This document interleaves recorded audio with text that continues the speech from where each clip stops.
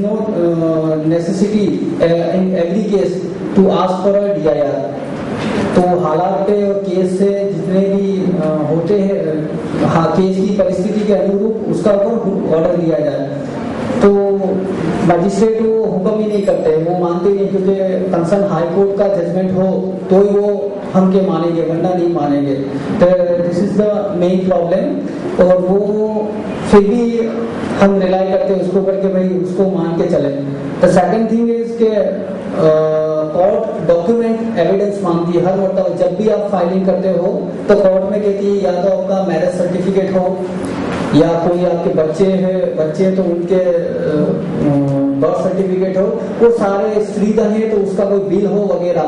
तो एक common sense की बात है कि जो औरत को मारा है, उसको घर से निकाल दिया है, वो क्या बिल कलेक्ट करने जाएगी या अपना मैरिज सर्टिफिकेट कलेक्ट करने जाएगी? How is it possible? तो वो एक डॉक्यूमेंट्री एविडेंस के ऊपर मान के चलती है कोर्ट कि भाई आपको डॉक्यूमेंट्री एविडेंस तो फाइल करना ही होगा, वरना तो हम कैसे उसके ऊपर ऑर्डर करेंगे? तो कोई भी क्या औरत आएगी हमारे पास तो हम क्या उसके ऊपर ऑर्डर कर देंगे? This is the common problem. तो वो उसको मानती नहीं है कोर्ट। हमारे वहाँ जहाँ पे मैंने फाइलिंग किया है तो हमको कहीं से भी ढूंढ के लाना पड़ता है, कोई ना कोई चीज हो।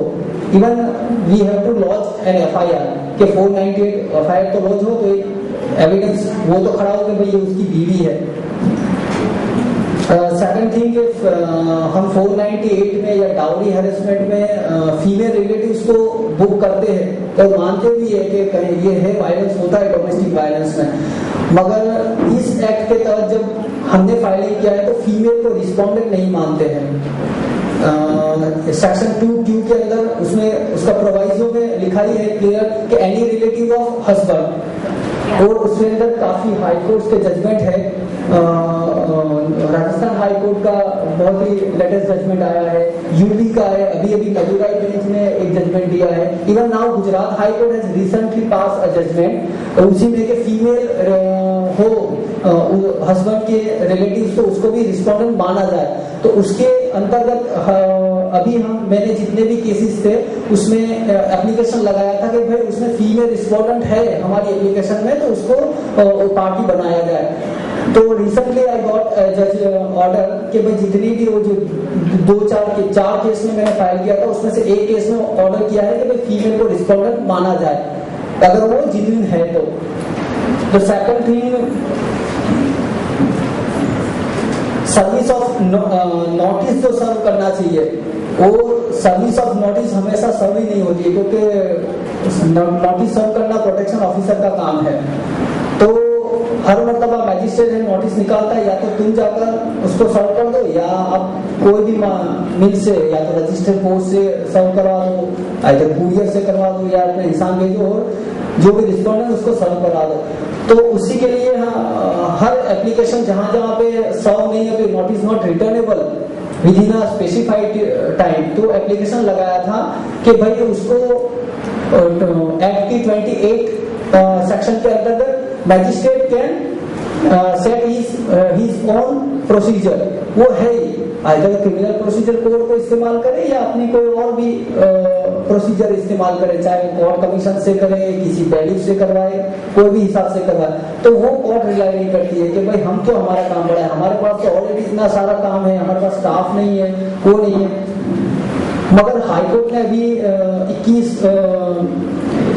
दिसंबर को एक जो ऑर्डर दिया स्पेशल क्रिमिनल एप्लीकेशन में, उसमें माना है कि भाई अगर मैजिस्ट्रेट को लगता है कि इसमें भाई नोटिस सर्व नहीं होता है तो वो अपने हिसाब से केस टू केस डिफाइन करे कि वो नोटिस आइदर पुलिस से बदलवाए या क्रिमिनल प्रोसीजर कोड की कोई भी धारा के अंदर समन्स के हिसाब से करे या कोई और प्रकार से करे। मगर फिर भी मैंने जहाँ पे फाइल किया था वहाँ पे लोअर कोर्ट ने उसको माना नहीं है और वो प्रोटेक्शन ऑफिसर को ही वापस किया है कि वो प्रोटेक्शन ऑफिसर को ही सर्व करना है। दिस इज मतलब नेगेटिव बहुत आ रहा है कि 2 महीने से नोटिस ही नहीं सर्व होता है। और कई कोर्स ऐसे हैं जहां पर वो हमको मानती है कि भाई आपको जो एप्लीकेशन लगा है ना वो स्पेसिफाइड फॉर्मेट है जो रूल के अंतर्गत है उसी में लगाओ आप, और डायरेक्टली कोर्ट के पास आते हो फिर भी वो स्पेसिफिक जो परफॉर्मा दिया हुआ है उसी में आप उसमें लगाओ। तो परफॉर्मा में हमारे आर्ग्यूमेंट होती है कि भाई वो परफॉर्मा में हम पूरी डिटेल नहीं दे सकते हैं। क्या उसमें डिटेल होंगे, सिर्फ टिक मार्क करना होता है और जो रिस्पोंडेंट का नाम है या फिर इन अ ब्रीफ जो लगाना होता है, पूरा इंसिडेंस हुआ है वो हम नहीं बता सकते। तो वो मांगती है कि आप नहीं, हमको परफॉर्मा दो, एप्लीकेशन मत लगाओ उसमें।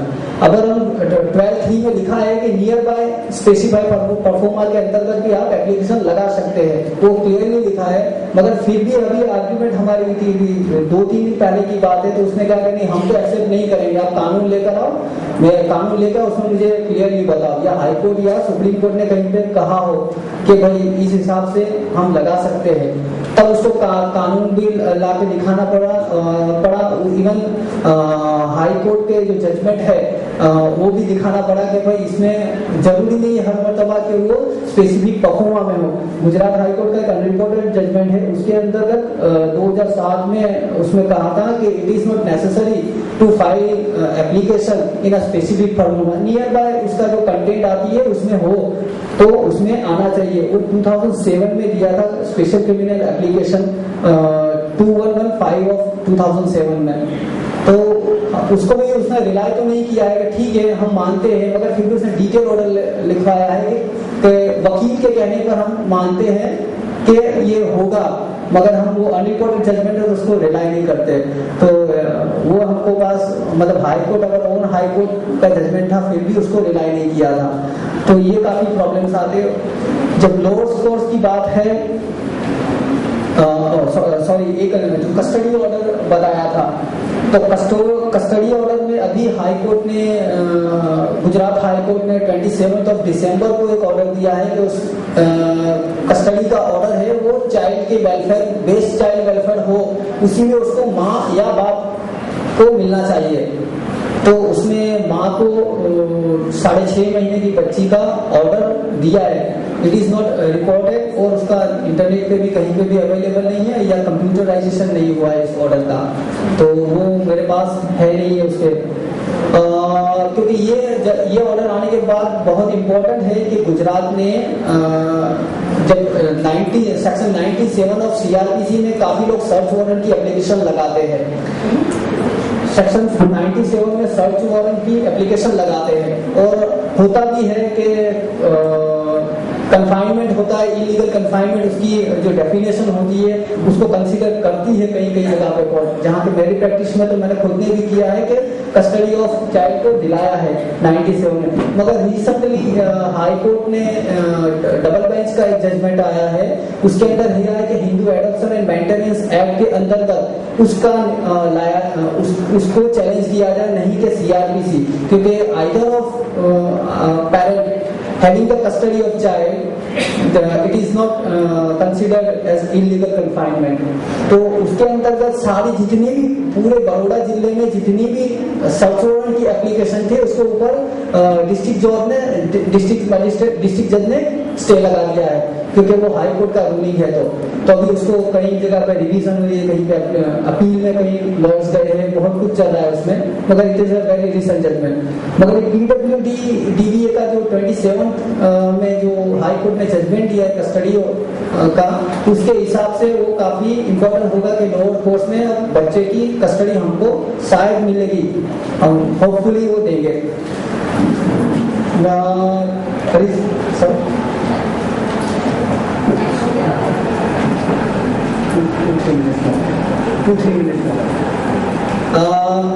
सेकंड थिंग के राजस्थान से बताया, सॉरी यूपी से भाई ने बताया था कि जब बेल को चैलेंज होती है, हम बेल को अपोज करते हैं, तो PWDV में जो 26 के अंदर हम जो बेल अपोज करती है उसका एफिडेविट करते हैं कि उसको बेल न दिया जाए।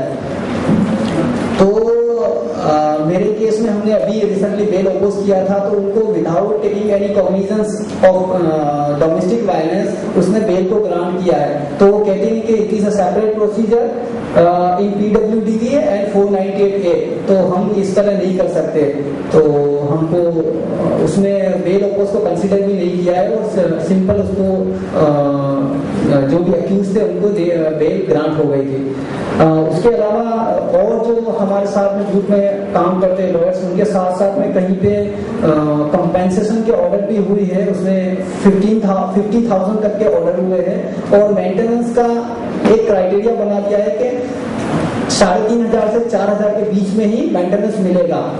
वो एक एप्लीकेंट हो, 2 हो या 4 हो, तो उसका एक क्राइटेरिया, सेट क्राइटेरिया है कि 4,000 से ऊपर तो नहीं जाएंगे। तो ये एक चौंकाने वाली बात है कि कई जगह पे 2-3 बच्चे होते तो उसको 4,000 में कैसे मेंटेन करेंगे। अगर एक का है तो कई जगह पे 3,000 का ऑर्डर हुआ है, मगर एक जजमेंट है उसमें 4 लोग है तो उसमें 4,000 का ऑर्डर है, उसी जज ने दिया है।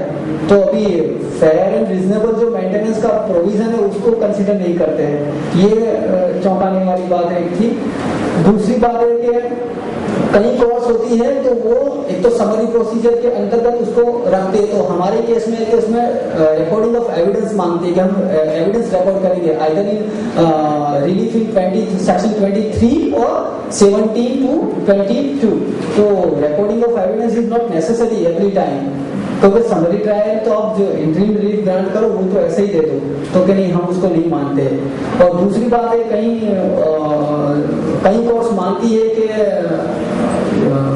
125 CRPC का जो हमारे वहां पे हुआ है कि उसको मेंटेनेंस का ऑर्डर हुआ हो और PWDVA में जो भी ऑर्डर हुआ करते उसको मर्ज कर देने की बात आती है।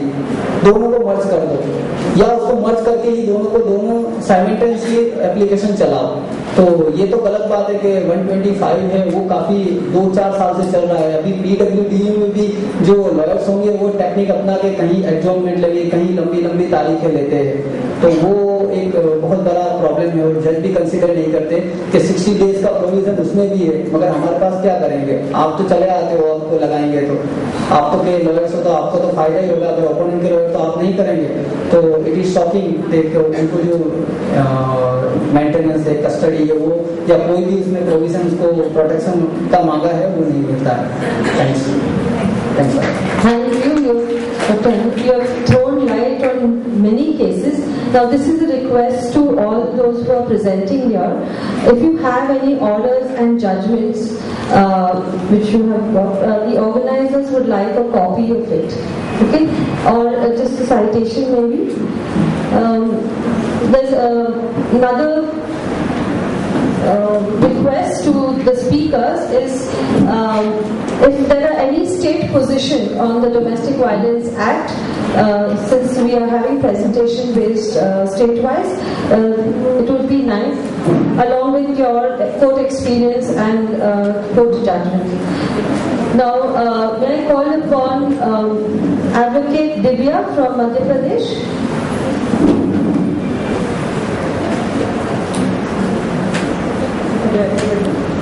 I am Kirti Bombay, practicing lawyer in MP High Court.